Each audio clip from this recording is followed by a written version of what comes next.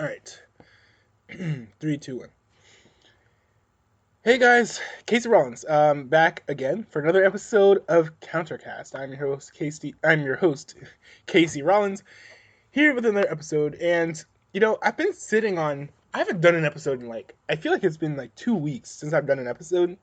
Um, and I have a whole lot of things that I could talk about. A whole lot of things. One of the things I could talk about is well, there's definitely the coronavirus that's going on. So I guess we can start off with that. The interesting thing about the coronavirus is I don't think that there's like a need to panic necessarily. We don't 100% understand the virus, I don't think, and it's continually spreading. But like the two big things that we do know is that like people who are usually like younger and are healthier aren't really like super susceptible to like dying from it. I think at least one young person has died from it, but that was like an anomaly, and people are still trying to figure out why he passed away. But beyond that, um, it, we know that like the elderly also, of course, are susceptible to it, as well as people who have immune deficiencies or issues with their immune system. So we also have that factor. But in the grand scheme of things, I'm just not seeing. I feel like for most people it's fine. Now, it's not really okay personally to panic for your own safety. To be like, oh, we gotta do all these steps and like rush and buy all the toilet paper to help protect us from the coronavirus. Um, to me, that's a severe overreaction. What is reasonable is to kind of make sure that the people around you who are older and people around you who are like really really young and people who don't have strong immune systems make sure that they're safe and make sure that they're protecting themselves, because what's the big scary thing about the coronavirus, right? It's, ooh, you could die from the coronavirus. Well, for most people who are even like listening to this message, that's probably not even true. um but what is true, I think what's going to end up happening is like a lot of people are going to end up getting the coronavirus. A whole lot of people get the coronavirus and don't die. Now, I mean, it's definitely, not at all convenient. That's definitely one way to put it. But, if the question is, are you going to die? Yes, no. Check the box. Probably not. Only for the older people. Because from what I hear, basically, if you're old, you get it, you're a goner. That's basically how it works. Um, so you need to 100% protect yourself. One thing I'm hearing is that it spreads through water vapor. So after I was talking with my mom about this a few minutes ago, we just got back from church, and and we were talking about whether or not we should go to church still. And I was like, yeah, definitely. There are two big rules you should follow, and of course there are more after that. But like the two big rules to follow when it comes to interaction with other people. First of all, follow driving rules. Okay, so you know how like when you're driving, and you have to leave space for like one or two cars between you and the next car. Do the same thing with people. Leave a little bit of space so you're not like even accidentally bumping into other people and stuff. Stay a safe distance away. You can still talk and you can still be around people, but just do not like be embracing them and rubbing them down. Don't be kissing them all up in their mouths. Um, and don't like you know, don't be close enough. Don't be like super close. To like if you're a part where you can like probably if you're so close to somebody that you can smell their bad breath, you should probably back up for reasons other than just the bad breath. Um, and so you have that. That's actually a probably better metric than the driving thing. But the second rule is say it, don't spray it. So it spreads through like water vapor. So if you're getting super heated and stuff, if you're like spitting all over the place while you're talking, and you possibly have it, you could be spreading it to other people. So you have those rules as well. And of course, if you're about to eat, wash your hands, blah blah blah. Don't touch door handles, use your butt, things like that. All of these things are most of it's kind of common sense. I mean, of course, generally speaking, you shouldn't be super afraid of like pushing a door open, but because you want to take more precautions, I'd say just use your butt to open the door, and you should be fine. Use your foot to prop it up. But frankly, I've found butts to be more, I guess, effective in getting the door open in the first place. So you have that, and of course there are people who want you to panic. All the people who want you to panic, by the way, the media and politicians. Ignore them. For the most part, of course, get down to the hard data. But like when Dr. Oz is going on Fox News, that's garbage. But anyway, I mean, don't listen to people like Dr. Oz and Dr. Phil about what to do for the coronavirus, because if they were actually doctors, they'd probably, and if they were actually doctors and actually good doctors, they'd probably be in a hospital somewhere. Let's be honest.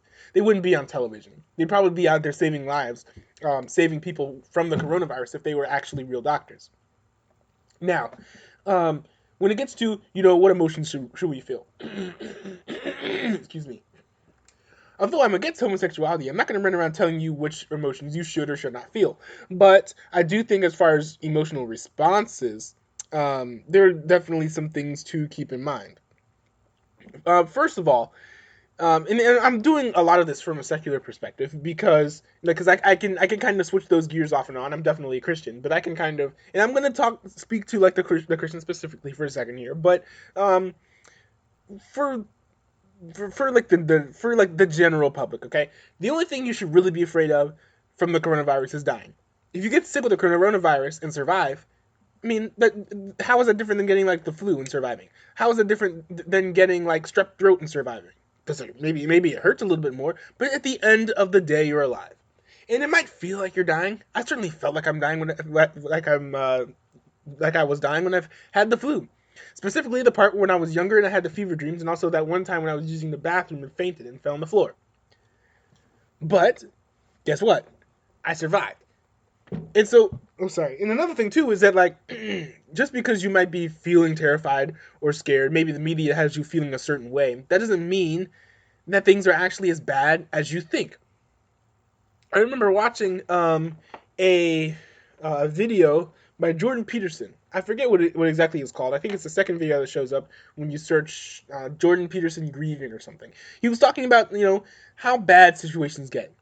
And he was talking about how anybody can make any bad situation worse. Imagine, as bad as any situation can be, you could always make it worse by doing psychological things to yourself. And this is why I'm not following all of the coronavirus updates all the time. I'm not gonna be thrown into some sort of hysteria because such and such about the coronavirus. I'm not gonna run around in a circle every time somebody else new gets the coronavirus. I'll pray for the person, but that's pretty much all I can do. But just to say, the only thing you need to be scared of from the coronavirus is dying. And if you're not at risk, you really shouldn't be afraid of the coronavirus at all. Now, of course, you should be worried about spreading it to people who are vulnerable. But if you only hang out with people who are not at risk, and those people only hang out with people who are not at risk, then I think it's reasonable to not be a headless chicken. I think that's probably fair. In For people who like have loved ones who are at risk, and or like are around people or know people who are at risk, or are afraid of spreading it to someone who's at risk. These are some things I keep in mind. Considering the fact that my grandmother lives with us now. You know, I think the biggest thing really is to follow the two rules that I stated about going to church in interactions with them. And frankly, I wouldn't put myself around them more than I have to, but when I'm around them, follow those rules. Say it, don't spray it. Stay far away enough so that you don't smell their bad breath, and you should be fine because you want to keep them away out of the path of your of whatever water vapors may come out of your mouth.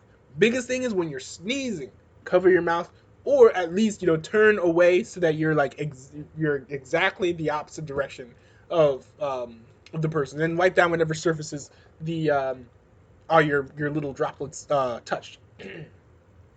With those things, I think that because how else is the person gonna get it, right? Because it spreads through water vapor. If you eliminate like human to human contact via water vapor, then I don't really see how else the person can get it. Also, of course, limit, have your loved ones and the people who are at risk, limit their contact with randos. Don't have the person, going to work every day, taking the subway train, um, you know, going to open air markets. Those those types of things are just not wise to do. Even if you yourself are careful. In the rules I had about interaction with other people, that's really only going to stop you from spreading the coronavirus to other people. The other people have to also be following these rules, and there's no guarantee that that person's going to be doing that, especially if you don't know them. So I would not hang out with a lot of strangers, or go in a place where there are going to be lots of strangers. I would say this. This might sound a little weird. Um, I'll say this: don't go to restaurants. Do not go to restaurants, but you can go to stores and stuff. I would say don't go anywhere where they're going to be like some sort of consumables, or if there are consumables, do not consume them, because just too many issues at play there. But I'd say I want to go to Macy's. I'm still going to try and go to Macy's this week, particularly because I don't want to go later when the panic is even further and Macy's has shut down all their stores. But I have a gift card, man. I got a gift card for my birthday that I need to spend, and I don't want to lose it. It's $100, so I'm gonna go out and spend it. But here's my rationale, okay? When you go to the store, first of all, touch as little as possible, and don't eat anything. Like, don't eat anything and don't drink anything in the store. Maybe if you want to, you can bring your own water bottle, but like only if like the top is like sealable somehow. Don't like, because here's the thing: you don't want to get the coronavirus from any food that you eat or consume outside. But especially considering the fact that fewer and fewer people are going out, there's not going to be a whole lot of water vapor going around everywhere. Um, the only thing is, like, associates who are working at each store might give it to you, but I feel like the chances of that are kind of low. But even still, observe the rules. Just say, hey, I'm trying to be cautious. Let me take a step back. I can still talk to you, but we have there's a global pandemic going on. If if you follow those rules, I think you should be fine at the mall. My brother's actually going. He's out right now, going to get the suit that he ordered from Joseph A. Bank, and that's in the same mall that the Macy's in. He'll be fine. There's no need to cry and scream or panic. Um, and you know Another thing too. Okay, I'm gonna speak to from the Christian perspective here, because I am a Christian, and also, Christians have much more hope than non-believers because we have the promise of eternal life. We know when we die where we're going. So, oh, hold on. Sorry, I just got interrupted in the middle of recording. So, and that's one of the really cool things about Christianity, because we know where we're going, we don't really have anything to fear. And so we just have, clear mandates to help others, to evangelize, and so we can continue to do those things. And because the cool thing about Christianity is that they only, like, nothing on earth, like, really, like, okay, what you do on earth really matters, okay, but earthly things don't necessarily matter. So you get knocked out by the coronavirus isn't really that big of a deal, in the grand scheme of things. What's more, what matters more is unbelievers who are not, who could get wiped out by the coronavirus or whatever, without hearing the gospel. That's the real issue for the Christian.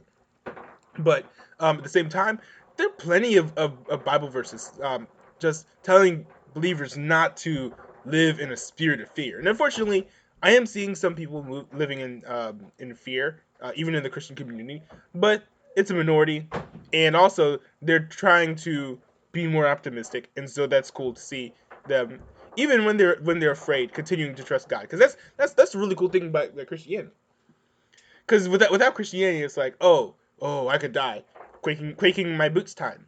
But for the Christian, no, it's not the same case because we actually have hope.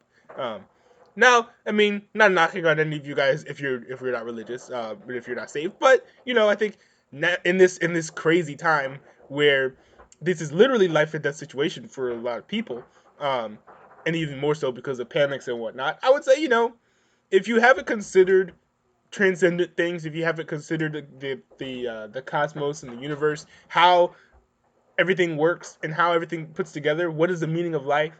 Or if you've thought about it, but the answers you found you are not satisfied with them, or if the answers or if the answers that you've already found um, are not at all satisfying you. If they're not helping you right now, get rid of them, and maybe consider Christianity. That's all I have to say about that. Because after all, Christianity offers the most hope in something like this. Maybe Hinduism says, "Ooh, maybe I'll become a salamander when I get wiped out with the coronavirus." But other than that, I don't know. I think that's the reincarnation one, right? That or Buddhism or something. Anyways, I'm not gonna go around talking about religions I don't know a whole lot about. I'm gonna talk about a few other things. I want to talk about politics for a little bit, only a little bit, because we have some other stuff that we need to get to. But the interesting thing about what's going on in politics right now in America is, first of all, I'm kind of upset right now with what the Democratic Party is doing to Tulsi Gabbard. Do you guys know, even from like the jump, I think from the second episode, the one I did with Alex Gleason, um, I've been a big fan of Tulsi Gabbard. Um, we disagree on a lot of things. Like most pointedly, I think on the Second Amendment. But I love Tulsi Gabbard's candor. I love how at least willing to say no to third trimester abortions, kind of stemming the wave and the movement towards supporting infanticide that you see from like the far, far progressive left. Um, and kind of, I mean, that's kind of cool to see. It was really interesting. I was talking to my dad about this. I think it was last week, um, around like the whole Super Tuesday time, and it was literally like up to the night before Super Tuesday. The two most pro-life candidates were literally women. It was like it's almost as if like you know women understand that they were designed to have babies, and actually think that babies are a good thing and not the scourge of the earth. But of course, it depends on the whether or not you value humans over non-humans and whatever. But well, I'm not gonna get into that philosophical debate here about the value of life. Um, let's see. Oh, for this doesn't. Anyways, anyways, so yeah, I'm not gonna delve into that right now. But that was kind of cool to see a Democrat actually taking a stance in support of life. And so that's something I greatly appreciate. Also, she's saying she's going against a lot of nonpartisanship too. I think she was the only Democrat. I think she was one of the few Democrats not to vote in favor of impeaching Trump. That was super super cool. Um, and sorry about that. And so whenever she goes up on the stage, she just shows everybody out. She shows them out in class. Like every single time. You go back and watch the old debates because that's the only debates that she'll ever be in. Previous ones. She killed it. She killed it on the stage. She was the one where at the end of the debates, everybody would be Googling her because she was so good. And then Google had to go and throttle down the results and be like, hey, now, children, don't you go thinking about voting for Tulsi Gabbard here. I don't know what's up with that, man. But actually, you know what I do? You know what I do? And actually, that's the whole reason why I brought it up. Is because they will never, ever, ever let Tulsi or anyone else who's not Joe Biden become the nominee. I look, it's funny. I look at these people who like, and they're not even joking, which is like the funniest thing to me is like they're looking and they're like, oh, you know what, I think that I think Joe Biden might be able to win the nomination, or I think that Bernie Sanders will win. But, we don't really know who the nominee is going to be. We've always known who the nominee is going to be. We knew who the nominee was like since he started running. And again, that's because of all like this Tulsi Gabbard stuff. We know that Joe Biden's going to be the Democratic nominee. Period.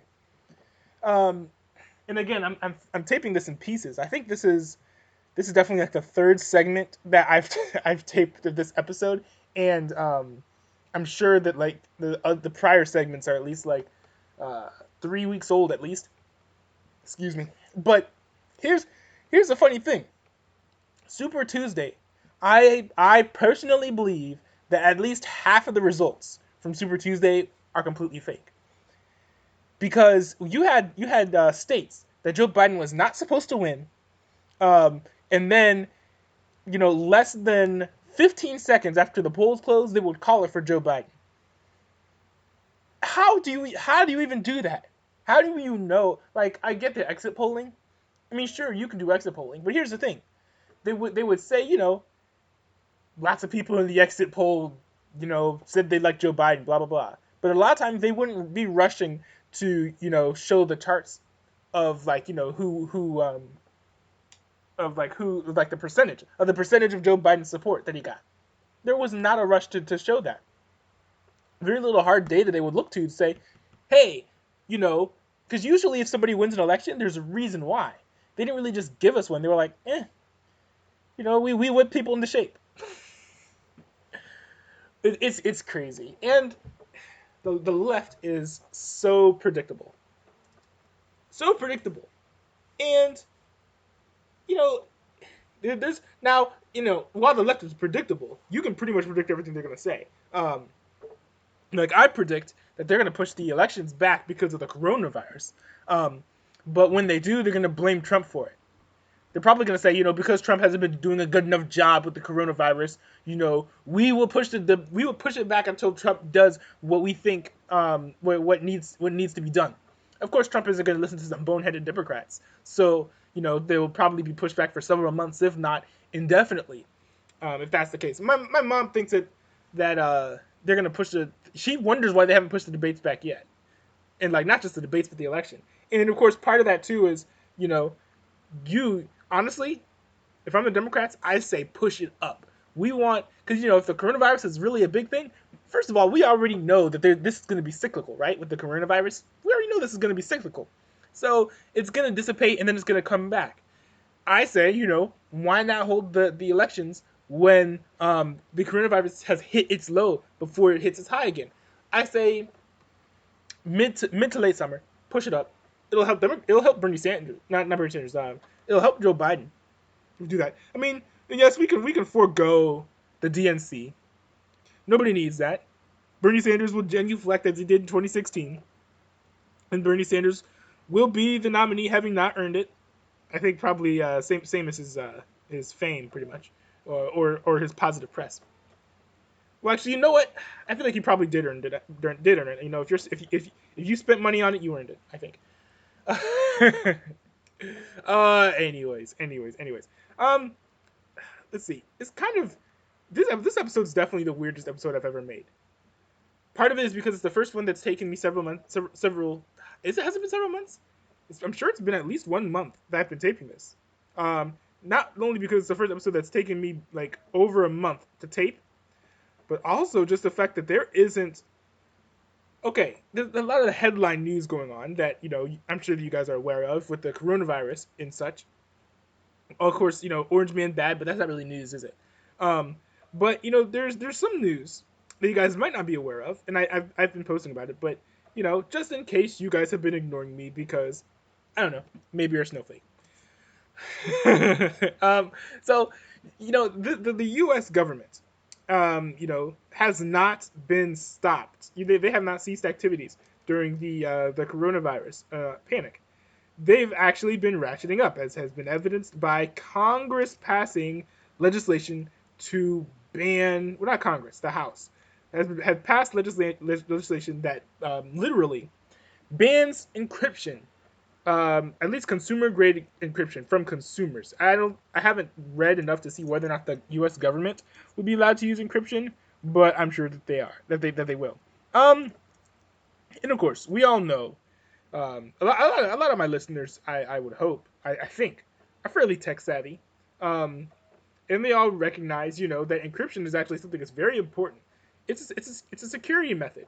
Um, banning locks is like banning doors, or not banning encryption is like banning locks. That's what I meant to say. Banning encryption is like banning locks because it's just like it's hard for us to get through this, and we need to get in your house sometimes. So, booyah. The thing is, all Americans have the right to privacy, and they have the right to unreasonable search and seizure. Get rid of encryption, and that completely eradicates that right. So this thing is called the Earn It Act. Congress is supposed to be hearing it, I think, on the 11th. So, shout, storm the streets, make a lot of noise, Don't commit violence. Got to add that last part because save the best for last. Um, so you have that. You have that going on. Um, man, kind of want to. I don't know if I should talk about quarantine because I'm sure that we've all heard enough about people talking about the quarantine. Enough people talk about the coronavirus. You know, if I talk about it anymore, I'm going to cite you guys to go out and break the law. I'm not even joking. I think that's actually not too unreasonable at this point. Because once the government starts tearing away your civil liberties, I feel like the gloves are off. Um, but okay, before I start becoming insurrectionists and the anarchists start supporting me, they really need to calm down. I kind of do want to talk a little bit about this show I've been watching. Just kind of to round out the show. There's not a whole lot of stuff to talk about. I've been kept inside the house all day, so there's nothing new for me to talk about except the shows and movies. Shows and movies. Movies? I don't watch movies. Not allowed. But the shows and what's the other thing that I consume? Oh, music. The shows and the music that I've been watching to and listening to. So I've been watching. So I mean, okay, so I have Hulu, right? And so I have like a bunch of shows. Let's see. I just finished watching season 2 of The Last Ship, so I'm gonna be taking a break from that. Probably having the X-Files mythology episodes that I've been watching take their place. And let me see. I'm also watching 911 Lone Star. Now that's an interesting show. Um, it's okay. I will say this. Okay, don't watch the first episode.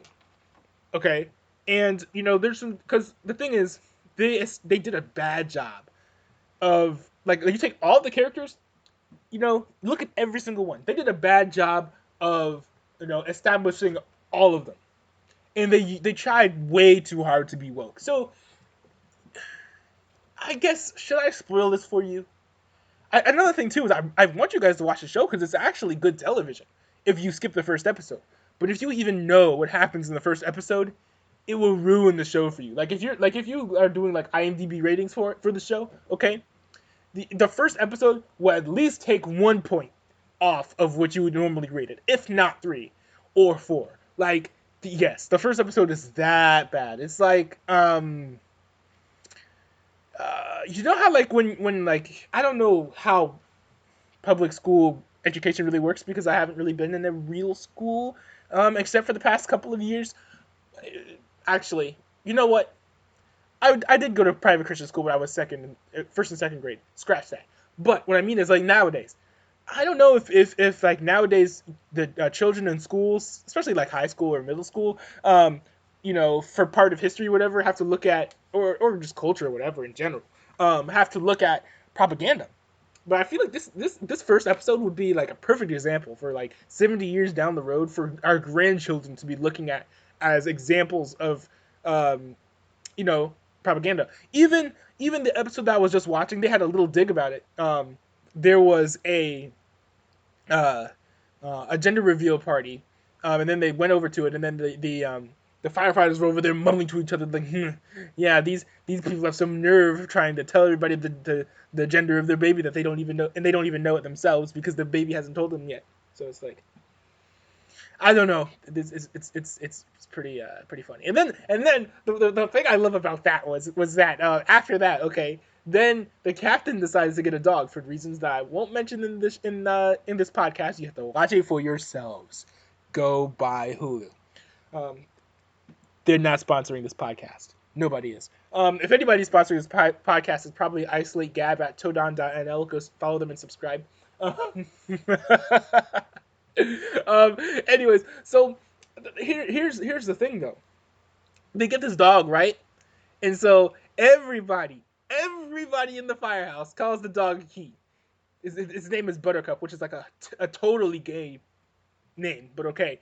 Um, so they call it the dog's he. Oh, it's such a good boy, such a good boy, such a good boy. I have yet to hear any of them, lecture the others about, what, we don't know the gender of the dog because the dog hasn't told us it yet. We have to wait. We have to let it out into the wild, send it into a dog park, and see which dogs it humps, and then we can figure out what the gender of the dog is. Uh, um, that was unusually crass. My apologies. Um, but it's true though. It's true. Like the double standards is so funny. It's so funny to look to for these people to be looking at their opinions and then like just think that it's fact just because it's like what they believe. Let's just ignore science and just because certain people want to do a certain thing and we need votes. It's always about power. It's a Democrat thing. Um, let's see. And I don't have a whole lot of music of stuff to talk about, but I do want to touch on. Um, I want to talk about the music industry for a little bit. Let me talk about the music industry. Get real serious here. Uh, yeah, the quarantine drive me crazy.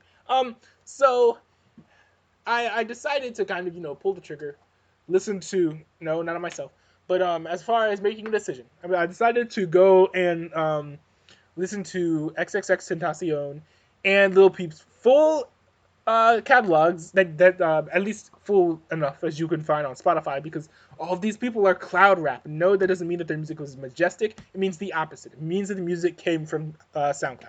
Uh, womp womp. So, anyways, I decided to go back and listen to their music, and because I was like, you know what, it's about time. They've been dead for a while, so I went back, listened to their stuff, and it's kind of interesting. First of all, I was not expecting the heavy rock influence. I was expecting the rock influence from Lil Peep because I had no idea why people were considering Lil Peep to be a rapper. I now kind of get it, but even so, like, no, dude, just no. He should have been doing rock the entire time. But I mean, look, the dude has a good voice. I'm just saying that he's not a good rapper. He's just a good voice. But anyways, first of all, I was expecting the rock influence on Lil Peep. I was not expecting the rock influence on X. Like, I was not expecting it. Now, I liked it a little bit better than his rap stuff because his rap stuff was a lot of just like random nonsense screaming on a heavy beat. Now, I will say this: if the beats were heavy. If you take out the vocals, I feel like all of his albums get better if you take out the vocals. And excluding the rock part because the rock part's boring without some sort of singing or mumbling. You need a little bit of something like that. Imagine every Johnny Cash album without Johnny Cash singing. Yes, it would be a little bit more tolerable, but still, just wouldn't be the same. That's my point. Um, it just would not be the same. But okay. So I listened to their music, right? And first of all, afterwards I went and listened to Anthony Fantano. Yes, 1791 fans, do not get mad at me. I love 1791, and yes, Anthony Fantano was like a total jerk to them. Go watch the video. It's called Cringing with Anthony Fantano for the moment because who knows whether or not 1791 is going to go back and change the name of a video for the third time or fourth because it's been known to happen. But that's beside the point. Whether or not Anthony Fantano can use his brain effectively for something other than reviewing music is besides the point. My point is, what he was talking about Lil Peep, right? And he was saying like about the lyrics. It seems very vapid. It seems very fake. A lot of it just seems superficial, and the whole point is just like hey guys, mental illness is cool. And yes, I completely agree. That like I had come off of I had just finished listening to I think it was Mowgli the Iceberg's full back catalog. And by the way, for context, Mowgli the Iceberg is a Christian rapper who like by now like for the past 2 or 3 albums he has been saying that Lil Peep's music has really been influencing him. And after his I think second album, after his first album, a little bit into his second album, too his music started getting really dark, and now it's like super dark. This is like literally the darkest music I've ever heard. This is darker than NF. If you think NF is dark, this is NF is the 7-Eleven version of dark music. Like if you want to get like the real actual dark stuff, you probably need to go to like major pop culture pop icons, a lot of popular rappers and your dark pop singers because the media wants you to be depressed, so they're pushing all the anxiety stuff. But that's for later. That's kind of jumping ahead of myself. But anyways, if you listen to Mowgli the Iceberg stuff, it seems extremely raw. he's being very specific. He's being more specific about, like, I'm sad because I left you, listening to the door slam behind my feet as I walk away in the hallway. Like, other than that's Little Peep for you. Mowgli the Iceberg is like way too specific for me to listen to it and be like, you know what, this guy is making it up. This is not a real story. And it's like, and it shouldn't surprise anyone that dark music in pop culture is fake, because the whole thing is fake anyway. Like, they are pushing anxiety and depression on the youth, just like how they push homosexuality and other forms of deviant sexual behaviors on the youth. It's all like, marketing. It's all, it's basically brainwashing people. Because here's the thing. Music is extremely powerful. I was actually on Instagram. Hold on. Let me see if I can pull this up. Uh, real quick here. And I usually don't do this. I usually don't, play multimedia in an episode of a podcast. But I do think that it's definitely worth listening to, because I can't remember if the words are said, but they're definitely shown. And if let's see, is that it? No, that's not it. Wait, here it is. It says, wait, actually, I gotta start with. It says, no matter how much life knocks us down, there's always one thing that can lift us up: music. Okay, that's 100% sure. I mean, that's 100% true. It says, let's feel positive together. Um, and yes, I know this is a stat, it's a stunt, it's an ad campaign, but you know what? That's so true, because one thing that people don't realize is music really um impacts your mindset. And actually, I feel like I made a post about this sometime, but it doesn't really matter. Music really impacts your mindset. If you listen to um a lot of like dark music, if you just walk around and all you hear is just dark music, dark music on TikTok, dark music in the mall, dark music when you turn on the radio in your car because you're a boomer, then you know what?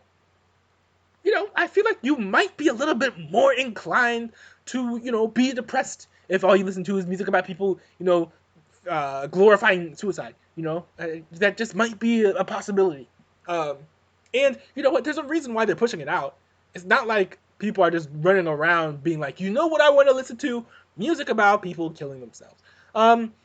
It's if there was a 12-year old, if the majority of 12-year-olds, if that's what they're thinking, something is wrong with not just them, but mostly their parents. Hey, remember, boomers brought us some really bad parents. Greatest generation. um, so anyways, back to my main point. You know what? The media isn't looking around saying, you know what people want? They want to be depressed, or they want depressed music. Because you know what? If young people are known for anything, it's killing themselves.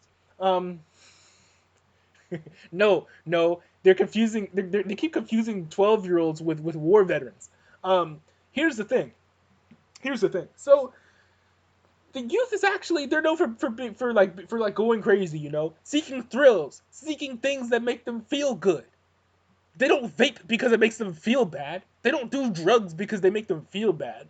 They're not more promiscuous than other demographics. Even if you take out the sex education and all of the gender messaging that pop culture sends to them, they were still more promiscuous. They're not more promiscuous than other generations because it makes them feel bad.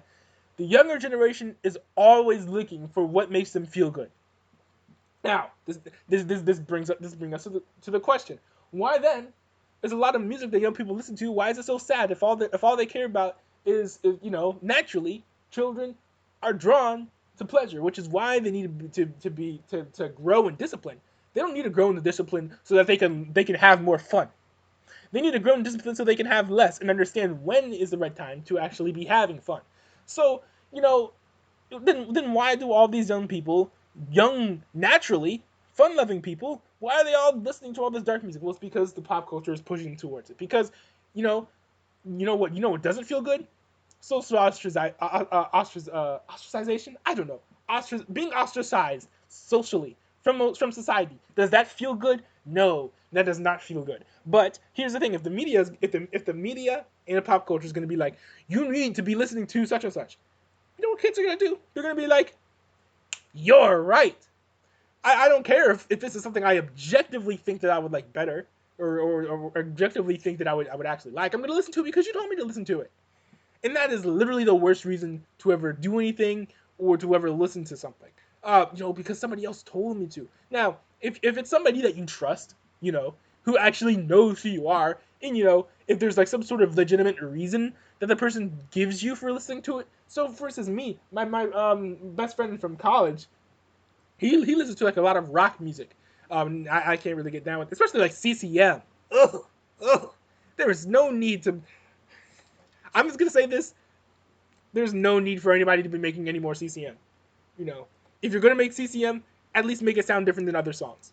That's all I have to say. Um, but that's beside the point.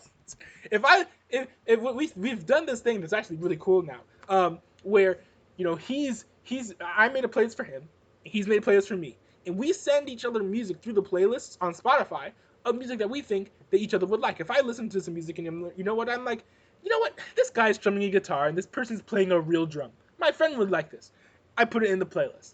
Um, but if it's other than stuff like if it's for reasons other than that, like Complex isn't telling you like if you like hard heavy beats, you'll like this rapper. No, they're just saying this rapper is the hottest new thing. Listen to them. This is the must listen album. Stream it here. They don't really give a reason for why you must listen to it except for like he's raw, he's hard, like he is. I think what album was it by X that people were saying should be on the level of like Bob Dylan as far as creativity? That was like, okay. I have heard creative art. I have heard creative raps. This ain't it, Chief. This ain't it. Now, now, now, I will say this. I don't know how creative Bob Dylan was. I'm not the guy who's just gonna be like who's just gonna go with the crowd and the proper thing to do was just say the Beatles were a wonderful band, right? Because they sold a lot of albums and boomers like them. I'm not gonna go that far. I haven't listened to them that much. I will say this: their voices are weird and they're pretty unique. I'll give them that much. Um, uh, they are though. Like if you compare their voices to anybody else's, it's almost like the David Crowder effect. You've never heard a voice like that. Not saying that it's bad, but it's just weird, man. But man, if you got the hate, hit me up in the Fediverse. I need engagement. Anyways, I'm kind of meandering. But to say that the music is creative, it's not really creative. It's copy paste stuff from SoundCloud. These are the rappers who just go on YouTube and download beats to rap on, as long as it says royalty free. Well, actually, no, they won't. They're both dead. Never mind. Uh, um, anyways, so you know, these now of course we all know that the media and pop culture, they're pushing this depressing music on the youth because they want them to be depressed. If if they could be depressed without listening to depressed music, they wouldn't be pushing depressed music on the youth. 5 years ago they weren't pushing music this dark to people. They were Neon Lights by that is Ellie Goulding, right? I always think that it's Demi Lovato, but I think it's actually Emmy Goulding. um, Neon Lights by Ellie Goulding was a big hit. What is it? Chandelier by Sia. Closer by the Chainsmokers. These are songs from like just a few years ago that were big hits. They're not about being sad. They're not being about having depression. They're just about chasing fun, pleasure, being a knucklehead, being an idiot. That's that's the kind of music that the youth would usually want to listen to because that's what they are. Generally speaking, I'm just being realistic. I don't mean to be mean. Um, unless meanness is realistic. um, but anyways, that's the music that they would naturally listen to. There's a reason why Christian kids, growing up fondly, like Toby Mac, and then when they get old, they're like, ugh, this is bad, this is gross. You know why? You know why? Because the music is cheesy, but you know what? It's happy, it's light, it's fun. Not a whole lot of stuff sad about, started getting put in his music until I guess until his son died, right? I feel like this is too soon to be making jokes about that. But in all honesty, he kind of did he tried to make a sad song um, on the album "Eye on It." I think he did.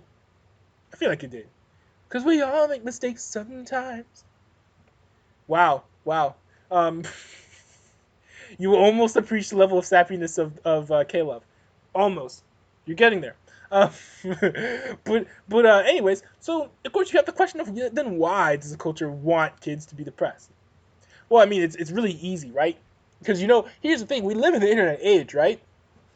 Anybody can go anywhere on the internet and do whatever they want, basically. Tour is a thing. So we're in the age where boomers, they're all like, oh, we have unlimited access to information, like it's a bad thing because they're boomers. But here's the thing though. This scares legacy media. This scares old media. And you know why? This scares old media. You know why this scares legacy media? It scares legacy media because they lose control. And this is why, these people, Lil Peep and X, I think they both were cloud rappers, and they didn't go and publish their stuff independently on Spotify like some people, like even some people who got their sound on SoundCloud. They, got signed to a label who hired them for lots of money because they were like, you know what, they have a niche. A few 100,000 people played their stuff, so maybe we can make it big with this. And then they just kind of they just push them out there. They're more talented people than these SoundCloud rappers. That could be getting signed but aren't. Um, I kind of feel like I lost my train of thought here. You know what? I'm kind of tired. I think over the last 3 days I've gotten only enough sleep for like 2 nights because I went two straight days on like 4 hours of sleep. Crazy week with exams and studying, and also this is such a good episode when it started. What happened to it?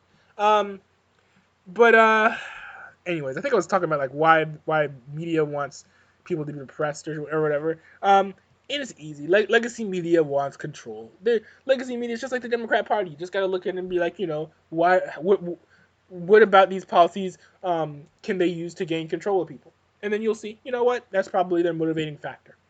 Um, they push these SoundCloud people, these random SoundCloud people who are like, I'm depressed, rah rah rah, on SoundCloud, because because here's the thing: if you get a kid to be depressed, boy, if you love control and you can get a kid to be depressed, man, you have hit the jackpot. Because you know what they say, right? You know what they say? They say, who is it? She, he, or z, they, them, her, they, them, zers, or it, who rocks the cradle. What is it? Raises the next generation, rules the world. I think it's rules the world. Yes. He, she, them, they, zers, zez, it slash alien who rocks the cradle rules the world. That's a dangerous thing because here's the thing: imagine if you could take kids and put them back in a cradle. Because here's the thing about depression. Depression is hard. It's debilitating. It really weakens you.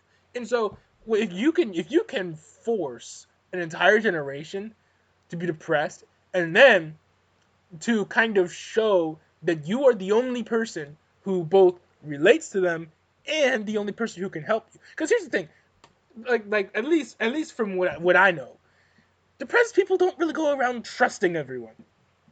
So if you could convince them to trust you, convince them that you're the only one who can help them, and then convince them that you identify with them, they're loyal. They will never leave you. I mean, of course, they'll be mentally weak, but eh, All's fair in love and war, and this ain't love. This is a war. It's a war. You know, hey, as long as the Democrats get their vote, you know, who cares about the mental well-being of these children? You know, that's what Planned Parenthood said. All right, thanks, guys. Oh man, I cannot keep myself from being pro-life with this podcast. It's not a problem. It's actually really good. You know, don't kill babies. Thanks guys for listening. Thanks guys for listening to the podcast. Um, yeah, I don't know when the next time I'll be able to tape another episode of this will be. I feel like this is actually ending up the way that I originally envisioned this podcast being. You know, just me taping whenever I feel like I have something to say. You know, not posting all of the time. This episode's actually going to be a surprise drop. I'm just going to put it out there. I'm not going to tell anybody that I'm working on this. I'm just going to tell everybody that it's out. Um, so honestly, I have no idea what the future of this podcast is going to be. I know I'm going to do more episodes. I'm just not sure when. I think I'll keep this main format of me just meandering, rambling without any show prep or anything. And one thing I have been talking about is after this, I'm gonna try and get to work on a video essay because I haven't done a video in I think 2 months or so, and I think that it's about time for me to stop being lazy. This quarantine has been a month long.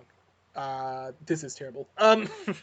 But I've been thinking about putting in episodes, like not episodes, but like actual counterpoints media videos in the podcast, like audio versions. And I don't know if I would cut out the music or just just slap it on there, just convert it to audio and put it in. But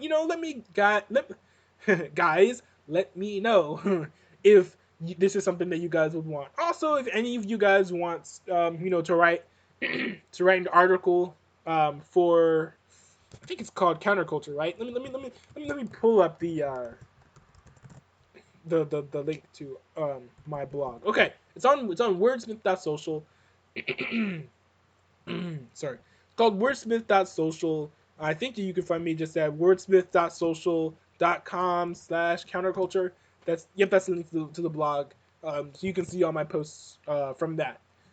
And I want to post a little bit more often, but in the meantime, I'm not opposed to having guest writers on the blog as well. So if you have something to say, preferably about politics or tech, culture, mass media, that kind of thing, society, psychology, I don't know. If you have something interesting to say and know where to put it, you can go ahead and hit me up. You can reach me on the Fediverse at real Casey Rollins at gameliberty.club. I almost said that quote. I left already. At gameliberty.club, or you can reach me at Casey Rollins at mstdn.social. Now there's kind of two reasons I have different accounts. But anyways, just reach out to me on one of those accounts through the Fediverse. That's using Mastodon, Gab, Soapbox, Pleroma, Misskey, something like that. New Social. That's GNU Social. Anyways. Or you can just go to the websites and look me up. You'll probably find me. I'm busy. If it's 3 in the morning on the East Coast, you'll probably see a post from me in the public timeline. Maybe. I don't know. I actually don't recommend going to public timelines under any circumstances. I only do it myself. Thanks, guys, for listening. I hope to see you later. Who knows? If I get enough feedback, maybe you'll see an old video up here. And if you're confused about how the Fediverse works, just look it up. I have a video that's got like 700 views on BitChute. It's called Into the Fediverse. The Fediverse Explained. Go! Check it out! Run up my videos! I'm begging you for plays because I don't really get any anymore. Because I don't put out more content. Bye. Let me go and make more content.